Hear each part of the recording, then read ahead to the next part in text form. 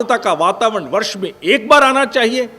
गलत स्वरूप में जब पर्व और उत्सव भी मनाए जाएं तो फिर क्या बनते हैं? वो विकार का साधन बन जाते हैं, विकार का माध्यम बन जाते हैं। उसी प्रकार उपवास है। उपवास के दिन सबसे बड़ा कार्य करना क्या होता है?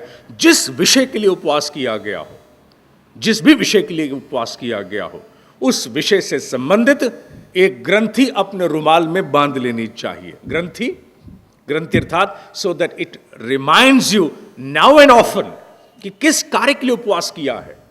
क्योंकि उपवास का अभिप्राय उस दिन यह है, मैं किसकी बात कर रहा हूं? आनक उपवास की बात कर रहा हूं।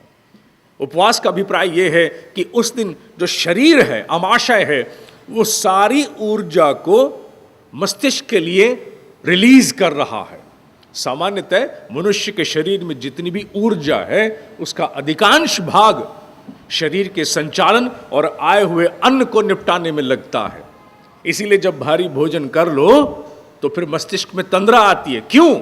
क्योंकि जैसे ही पेट में काम बढ़ता है, काम करने वाली लेबर तो लिमिटेड है, उसी समय पेट के यहां से अनाउंसमेंट होती है काम बहुत आ गया है, और ब्रेन कहता है जाओ जाओ जाओ जाओ, पेट के पास बहुत काम है, जाओ प्लीज जाओ, वहीं जाके संभालो, जो आया है उसको पचाने में लगो। और जैसे ही ब्रेन अपने यहां से सारी वर्क फोर्स को पेट के पास भेजता है तो ब्रेन तंद्रा में जाना शुरू हो जाता है। इसीलिए उपवास की प्रक्रिया में अमाशय को रिलीज किया जाता है to have an enhanced level of brain activity. मस्तिष्क में अधिक गतिविधियों को संपन्न होना है। क्यों? क्योंकि भीतर एक तप होना है। तप माने अग्नि प्रज्वलित होनी है, जिसमें हमने अपने विकारों को भूनना है। और जब भीतर अग्नि प्रज्वलित करनी है, अपने विकारों को भूनना है, तो अमाशय से कहना पड़ेगा आज काम थोड़ा कम रहेगा, आज हाथ ढीला रखना भाई, आज ज्यादा मत काम अपने ऊपर ओढ़ लेना। अमाशय कहता है मैं तो मान लूंगा अगर तुम जीभ को संभाल सको तो। और वहीं बात शुरू होती है प्रिय अप्रिय की। मेरा ये मानना है कि मनुष्य को अगर अपना स्वार्थ ज्ञात हो जाए, पता नहीं क्यों हमने स्वार्थ शब्द को बुरा मान लिया, मूर्खता हुई। अगर मनुष्य को अपना स्वार्थ ज्ञात हो जाए तो मनुष्य किसी स्तर पर भी तप करने को तत्पर हो जाएगा। होता यह है हम जानते बहुत कुछ हैं, मानते नहीं हैं। जो लोग क्रैश डाइट करते हैं, बच्चे अपनी फिगर के कारण बहुत कुछ ना खाने की सोचते हैं, एक सीमा के बाद अंकुश लगाते हैं। दायां हाथ और बायां हाथ का युद्ध में उनका हमेशा दायां हाथ जीतता है। क्योंकि आहार संयम की दृष्टि से जो आधुनिक सोच है, वो कहती है there is a conflict between the right hand and the left hand. Left hand कहता है खा ले, राइट कहता है रहने दे। लेफ्ट कहता है नहीं खाने दे, राइट कहता है रहने दे। लेफ्ट कहता है नहीं मान रहा हूं मैं, राइट कहता है जा मर, और मनुष्य खा लेता है। इस कॉन्फ्लिक्ट से वो बच्चे जीतते हैं जिन्हें अध्यात्म का कोई ज्ञान नहीं, जिनके पास कोई तप नहीं है। क्यों? क्योंकि उन्हें भीतर एक स्वार्थ जागृत हो जाता है कि हर आउटफिट मेरे पर जचनी चाहिए। जब मैं जीन्स पहनूं, टी शर्ट पहनूं, my figure should simply reflect. और उस विश्वास से क्या होता है, वो उस प्रकार का तप करने पर भी आतुर हो जाते हैं। अगर वही बच्चा एक बात और समझ जाए, वो क्या? You are dying to achieve good scores, you are dying to excel in your competition, you are dying to make your career. कितनी ऊर्जा लगा रहे हो, और उस सारी प्रक्रिया में अगर एक युक्ति और जोड़ दी जाए तो तुम्हारी प्रगति में बहुत विकास हो जाएगा। और वो युक्ति है उपवास की युक्ति। अगर बच्चा इस बात को समझ गया कि मेरे उपवास करने से मेरी एकाग्रता की क्षमता प्रचंड हो जाएगी, मेरी स्मृतियां खुल जाएंगी, मेरी धारक क्षमता विकसित हो जाएगी, मेरी प्रोसेसिंग पेस कई गुना हो सकती है, अच्छा let me think about it, तो फिर उपवास की बात आती है। इसे बहुत सोच समझ के बोल रहा हूं मैं, अतिवादिता की ओर नहीं ले जाना। और आनक उपवास में जहां मनुष्य अपने बंधनों को दूर करना चाहता है, नाना प्रकार की अक्षमताएं। मेरा बार बार मन करता है म्यूजिक सुनने को, जब पढ़ाई का समय हो, I am not able to resist, I want to listen some good music. Mobile के माध्यम से सुन लूं, आया वो हर एसएमएस मुझे आमंत्रित करता है, आ मुझे जवाब दे, मुझे पढ़ तो ले, मैं आया हूं, तेरे लिए आया हूं, एक सुंदर सा जोक बन करके आया हूं, तुझे हंसाऊंगा, गुदगुदाऊंगा, और फिर उसका जवाब भी देना, नहीं भी हो तो 10 और को फॉरवर्ड कर देना। ये सारे प्रलोभन हैं। जो हमारी एकाग्रता को भंग करने के लिए अवस्थित होते हैं और हम अपने आप को रोक नहीं पाते हैं, बांध नहीं पाते। रात को 12 बजे 1 बजे उठ करके भी बच्चे एसएमएस करते पाए जाते हैं। क्यों? क्योंकि भीतर there is some instinctive behaviour which is not able to contain, not able to resist हो जाता है। ऐसे हजारों और भी व्यतिरेक हैं, और भी बहुत सी अवस्थाएं हैं। ऐसे में उपवास आपको सक्षमता देता है, you can contain yourself, abstain yourself. क्या करना है? करना एक ही है, जिस दिन उपवास रखा जाए बाकी सब काम छोड़ दें, बिल्कुल नहीं, सब करते रहना। लेकिन सबसे पहले बिफोर द डे स्टार्ट्स, एक दिन पहले रात को तय करना उपवास किस लिए करना है, क्योंकि धर्मांधता का कोई स्थान नहीं। We only talk and believe in science. अगर हमारी उत्पादक क्षमता में विकास नहीं हो रहा तो ऐसा धर्म भी हमें नहीं चाहिए।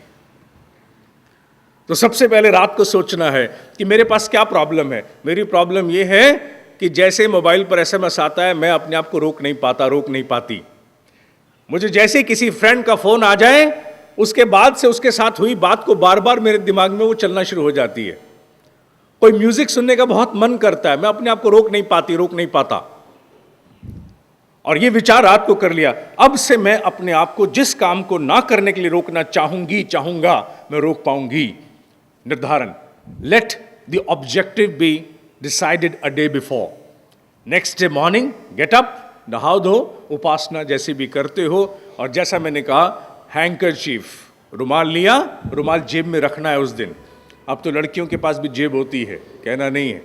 जेब में गांठ मारी, गांठ मारते समय यू हैव टू से टू योरसेल्फ, अपने आप से कहना है ये जो ग्रंथि में बांध रही हूं उस संकल्प की है, या बांध रहा हूं उस संकल्प की है, जिससे मेरे भीतर वो क्षमता आए, मैं अपने आप को संभाल सकूं, रोक सकूं, अ स्टेप शॉट। और उस ग्रंथि को बांध करके हम भूल गए ये कलावा किस लिए बांधा जाता था। इस पर पूरी रिकॉर्डिंग भी है, हम कलावा क्यों बांधते हैं। दुर्भाग्य हमारा है कि हमारा विज्ञान और हमारी वो सारी प्रबंधन की विधाएं धर्म के कटघरे में चली गई। जिससे हुआ क्या? जिससे हुआ ये कि बस हम लोगों ने उसको आंख बंद करके तो मान लिया, मर्म बिसर गया, कहीं खो गया कहीं। इसलिए वो जो ग्रंथि बांधना है वो कलावा बांधने का ही काम करती है। तो ग्रंथि को बांध करके अपनी जेब में रखा, और उसके बाद उस दिन अपने उपवास को शुरू किया। और उपवास का पहला नियम क्या है? पहला नियम यह है कि जिस दिन उपवास रखो उस दिन जल की मात्रा अनावश्यक भी पीनी चाहिए। आवश्यकता में तो लोग पीते ही हैं, अनावश्यक रूप से भी पीनी चाहिए। मैंने विशेष प्रकार के उपवास 20 दिन तक की अवधि के किए हुए हैं। कैसे किए मैं नहीं बताना चाहूंगा, क्योंकि फिर वो कई बार किसी आध्यात्मिक प्रयोग के लिए किया गया कार्य यूं ही अतिवादिता में चला जाता, बिगाड़ ज्यादा होता है। उस दिन हल्के पदार्थों में सबसे अच्छा है if you can have juice, if you can have chaas, if you can have little milk and more of water, try and have it. और बार बार उस ग्रंथि को याद रखना है। अगर संभव हो तो कम से कम हर 2 घंटे के बाद वो ग्रंथि एक बार अपने आप को स्मरण कराए। होगा क्या? जिस दिन आपके भीतर अन्न नहीं होगा, मस्तिष्क के पास सारी शक्ति होगी, और शाम तक आपने अपने आप को बार बार रिमाइंड कराया, तो क्या होगा? Your brain will register, your brain will register a particular thought. हमारे यहाँ तो अंगूठे पर भी पहले साधनाएं होती थी, अपने मर्म को किसी रंग से अंगूठे के ऊपर रंग लेते थे। अब वो संभव नहीं है, because children have to move out. बहुत सारे प्रश्न होंगे, अंगूठा क्यों रंगा हुआ है? पहले तो स्मरण कराने के लिए अंगूठा हल्का सा अंगूठा एक रंग से रंग लेते थे, और जिस रंग से रंगते थे मैं उस पर भी आऊँगा अभी। और रंग करके उस अंगूठे से बार बार देख के अंगूठा याद दिलाता था। मैंने इसके प्रयोग किए हैं, लेकिन इसका एक थोड़ा सा बुरा प्रभाव ये निकलता है कि रंग धुल जाता है, लेकिन बार बार अंगूठा देखने का मन होता है, साथ में वो वृत्ति भी चली जाती है। इट हैपन्स, क्योंकि brain by the evening would register the same thought कि मुझे अपने भीतर क्षमता विकसित करनी है, धैर्य विकसित करना है, अपने आप को रोकना है। और रात को सोने के बाद जब आप अगले दिन उठते हैं, you have some control on your self. Remember, अध्यात्म जगत में मिरेकल्स डोंट हैपन ओवरनाइट। हो सकता है कि आपको अगले सप्ताह फिर से एक व्रत रखना पड़े, तब जाके क्षमता जागृत हो। दूसरा, आनक याद रखना है, शामक, जिसके माध्यम से नाना प्रकार की भीतर की न्यूनताओं को हमने शमित करना है। वो सिंपल है, बहुत सिंपल है, किसी भी दिन कर सकते हैं और हल्के पदार्थों के साथ उसको निभा सकते हैं। अब है आनक। आनक विशिष्ट है। इसमें क्या किया गया है, ऋषियों ने ये माना है और ये सत्य है, ये पूरी तरह सत्य है कि सूर्य की रश्मियां सातों दिन एक पृथकता लेकर के इस पृथ्वी पर अवतरित होती हैं। हर रोज सूर्य की रश्मि में कुछ पृथकता होती है, क्योंकि आंखों को दिखता नहीं इसलिए आंखें मानती नहीं है। And you must understand, don't defy this knowledge because you can not even see any form of nano technology with your naked eyes. बल्कि नैनो टेक्नोलॉजी को तो किसी माइक्रोस्कोप के भी नीचे नहीं देखा जा सकता। वैज्ञानिक भी उसके अनुमान लगा के डायग्राम बनाते हैं। एंड दिस इज नैनोअर देन द नैनो टेक्नोलॉजी। सूर्य की रश्मियां अलग अलग दिन अलग अलग स्वरूप में सामने आती हैं। Now here something which I must read, क्योंकि इस उपवास को, इस प्रकार के उपवास को मैंने अपने जीवन में किया तो नहीं, मैंने दूसरे उपवास किए हैं जो भिन्न श्रेणी में आते हैं, लेकिन यहाँ मैं बच्चों की दृष्टि से इसको मैं निश्चित रूप से एक विस्तार के साथ बताना चाहूँगा। विश्वास यह होना चाहिए कि जिस दिन ये उपवास किया जा रहा है उस दिन सूर्य की वो विशिष्ट किरणें आकर के मुझे प्रभावित कर रही हैं, मेरे भीतर क्षमता को जागृत कर रही हैं। आज से ही शुरू करते हैं।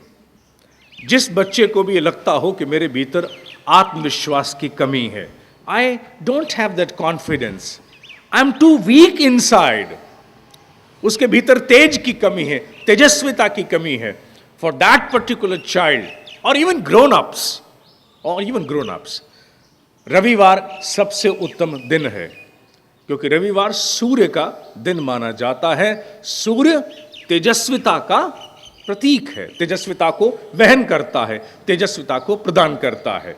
रविवार को रखा गया व्रत, उस व्रत में मैटर ऑफ चांस, जिस रंग के वस्त्र मैंने पहने हैं, ऋषि का ज्ञान कहता है कि उस दिन सफेद रंग के वस्त्र ही पहने जाने चाहिए, दी वाइट कलर। रविवार को तेजस्विता प्राप्त करने के लिए, आत्मविश्वास प्राप्त करने के लिए सफेद रंग के वस्त्र पहने जाने चाहिए। और साथ ही गाय के दूध का प्रयोग बताया गया है। मैं शब्द इस्तेमाल कर रहा हूं, बताया गया है, ये मेरे अनुभव का नहीं है, लेकिन इस पर मुझे कोई संदेह भी नहीं है।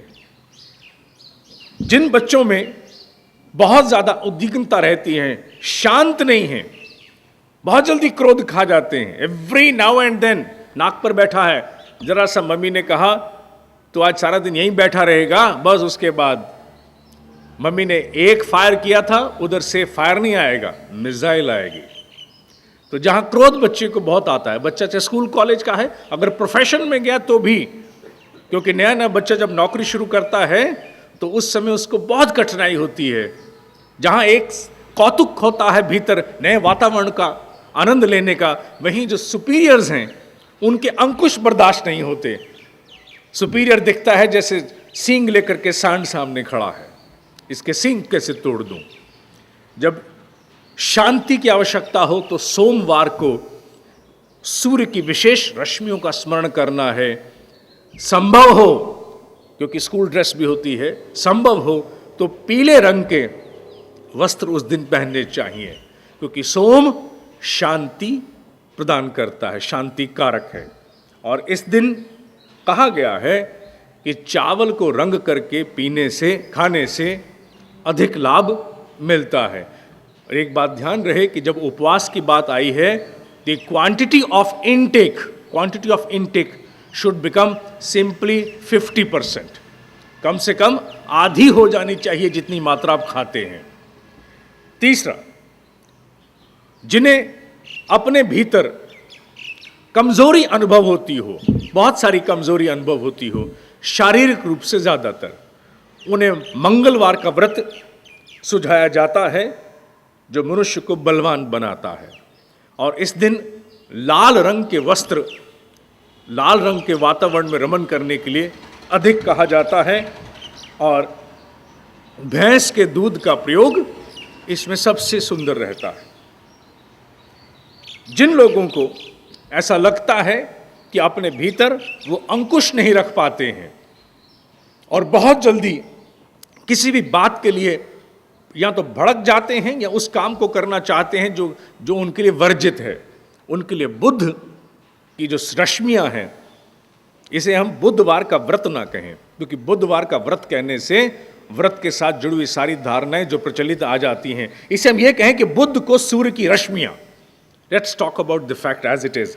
बुध को जो सूर्य की रश्मियां हैं वो मनुष्य में सौम्यता और शिष्टता लाती हैं, और इस दिन नीले रंग के परिधान के लिए सुझाव दिया गया है और खट्टे मीठे फल खाने चाहिए। इसके बाद बहुत बड़ा व्रत आता है, हालांकि इसका अनुभव तो मैं क्या कहूं, लेकिन हाँ, ये मेरे साथ प्राकृतिक रूप से जुड़ा है। वो है बृहस्पतिवार का व्रत, जिसे हम गुरुवार कहते हैं, वीरवार कहते हैं। इससे ऊपर कोई व्रत मुझे आज तक प्रतीत नहीं हुआ है। अगर लाभ की दृष्टि से देखा जाए तो गुरु की तरह से ही ये संपूर्ण गूढ़ताओं को वहन करके मनुष्य को प्रदान करता है। बृहस्पतिवार के व्रत के लिए कहा गया है, जिन्हें विद्या की आशा हो, बुद्धि बल की आवश्यकता हो, धन की आवश्यकता हो, अधिकार की आवश्यकता हो, न्याय की आवश्यकता हो, सूक्ष्म दर्शिता की आवश्यकता हो, उन्हें बृहस्पतिवार का व्रत करना चाहिए। और बृहस्पतिवार के व्रत के दिन कौन से रंग? उस दिन वही रंग है जो हमारे प्रोफेसर गोयल साहब ने पहना हुआ है। बृहस्पति रूप में आए हैं वो नारंगी। Oranges are the best for the day. नारंगी रंग के वस्त्र, और उस दिन मीठे फलों का प्रयोग होना चाहिए, जितने मीठे फल हैं। इनसे बृहस्पति की जो रश्मियां हैं, विशेष रश्मियां जो सूर्य से निकलती हैं, उनका लाभ होता है। आने वाला युग ऐसा है कि मनुष्य ज्यों-ज्यों विज्ञान में आगे बढ़ेगा, प्रकृति के ऐसे नए रहस्य खुलेंगे जो आज तक हमारे लिए यूं ही थे। अच्छा, इसमें भी ऐसा होता है। और सबसे बड़े रहस्य खुलेंगे उस अधिष्ठाता सूर्य से, जिस पर संपूर्ण गायत्री महामंत्र आधारित है। तत् सवितुर्वरेण्यम। सविता, सविता, सविता माने सूर्य, सविता माने प्रकाश। और उस सविता की विशिष्ट भिन्न भिन्न रश्मियां भिन्न भिन्न दिनों पर इस पृथ्वी पर अवतरित होते हैं, but they are unnoticed. Why? Because we may not be aware about them. इसलिए जो बच्चा जिस दिन जिस प्रकार की शक्ति को वहन करना चाहता है, धारण करना चाहता है, उस प्रकार उससे आगे बढ़ना है। अगर आप उत्पादक नहीं हैं, सारा दिन लगे रहते हैं लेकिन आउटपुट कुछ नहीं निकल पाती, उनके लिए कहा गया है कि शुक्र सबसे उत्तम माना गया है, और हरे रंग के वस्त्र इसके लिए उपयुक्त कहे गए हैं, और साथ ही गुड़ जैसे पदार्थों का उपयोग कहा गया है। इसके बाद शनि। शनि मनुष्य में दृढ़ता और दृढ़ता के साथ स्थिरता लाता है, लेकिन यहाँ ऋषि मौन है। यहाँ ऋषि मौन यूं है कि ऋषि ने शनिवार के उपवास के लिए कुछ नहीं लिखा, और हम समझ सकते हैं कि ऋषि ने क्यों नहीं लिखा होगा।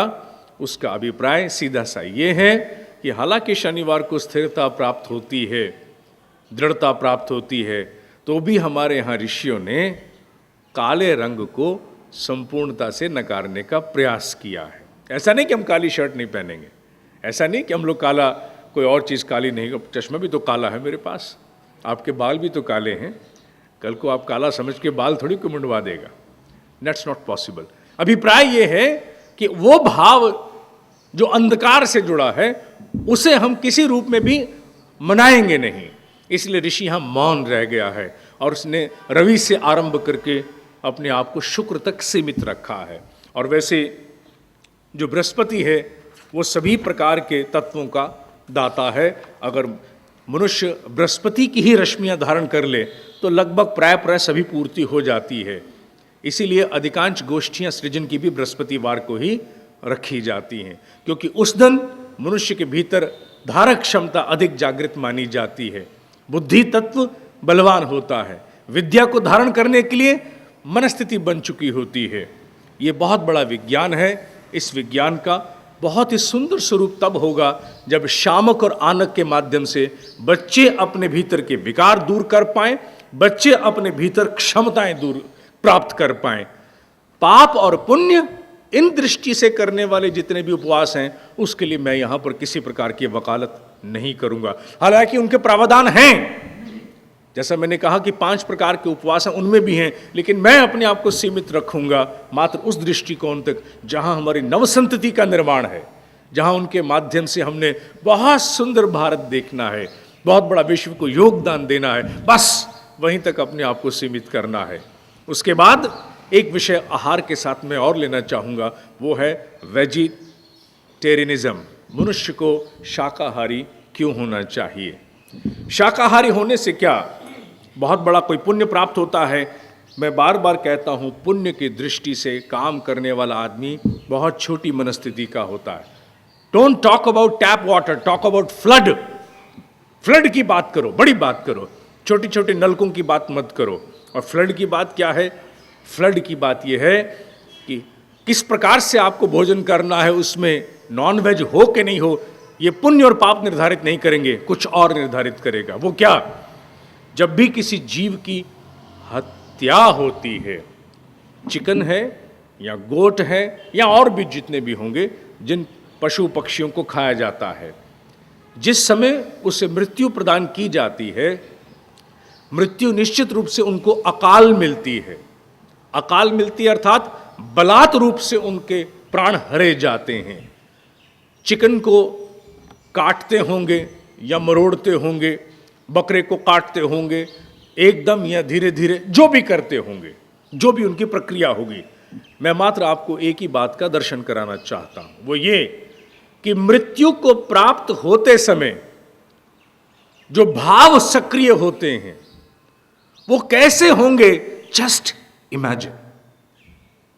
तो हमें दया करनी चाहिए? बिल्कुल नहीं, दया नहीं करनी चाहिए, कुछ और जिस समय मनुष्य के मस्तिष्क में जैसे भाव रमण करते हैं, तत्काल उसकी संपूर्ण सेल्युलर ऑर्गेनाइजेशन को, उसके संपूर्ण टिश्यूज को, उसके ब्रेन से उसी के अनुरूप रस और स्राव निस्तृत होकर के हर टिश्यू के पास पहुंचते हैं। जैसे हम कहते हैं कि न्यूरोट्रांसमीटर्स, वो जाकर के पहुंच करके हर सेल को संदेश देते हैं, मारा जा रहा है, काट दिया है किसी ने।